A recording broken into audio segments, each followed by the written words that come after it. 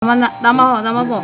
Okay. That most people have heard of. Every second Sunday. Some people turn it into a religion, and a lot of diets become religions, like keto and low carb and paleo become religions, but it's a philosophy.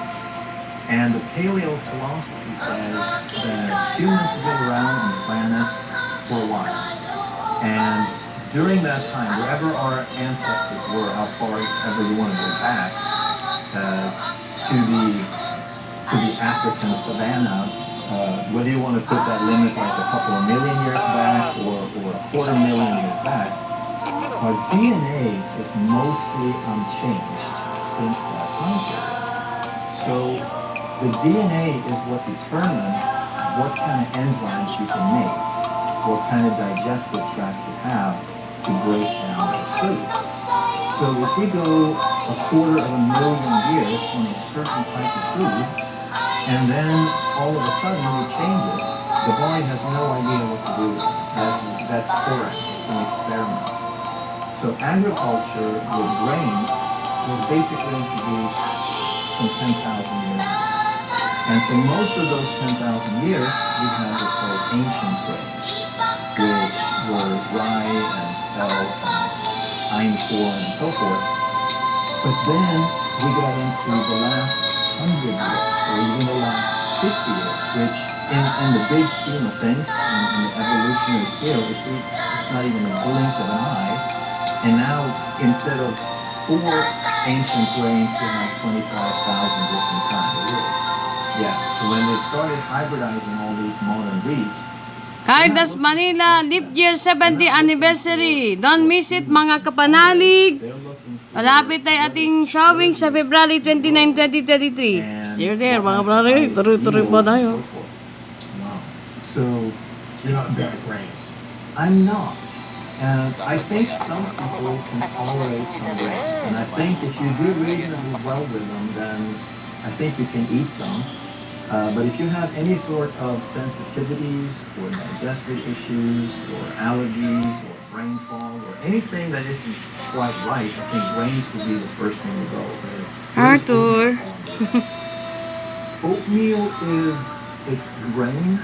It is one of the friendlier grains because it does have some benefits. It is naturally gluten-free, and it's not the only thing that people react to in grains, but it's the number one offender, so to speak.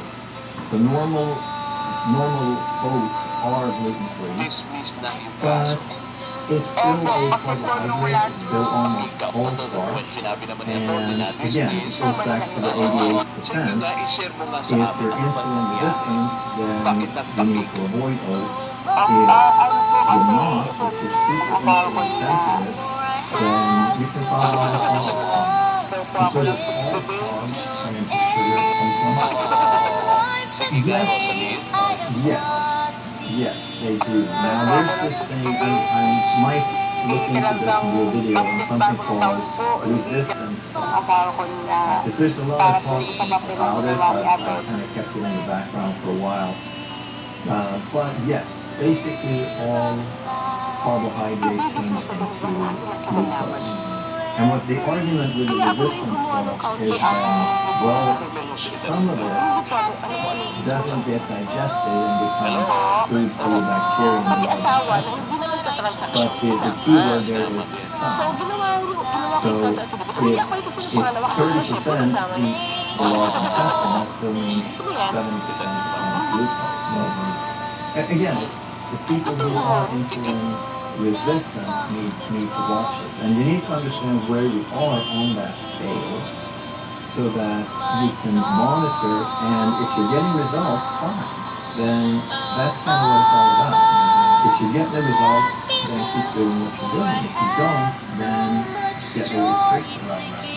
So what about you're saying meat is kind of the main category, you're saying, or one of the top foods categories. What about all the different people coming out in the last 5-10 years talking about vegetarianism, veganism, and the benefits of that, eliminating them? Because I see different stuff. I see people saying the lion diet only, it's like all meat, and they've gotten rid of certain diseases and skin conditions, and other people are vegetarian, vegan, who eliminate things, but also people that go that far extreme and have more issues.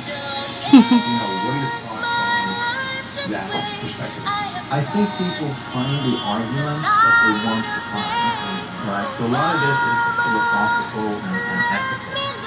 So I was a vegetarian for 7 years back in the late 90s. And I read a book and it was very convincing. And one of the arguments was that, there were lots of them, but one of them that I later sort of had a different perspective was that look at World War II.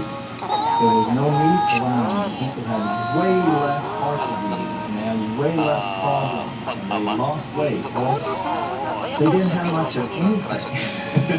They didn't have any sugar, they didn't have any white flour, they didn't have any processed food, so you can't, and that's the argument that is made erroneously so often. They pick something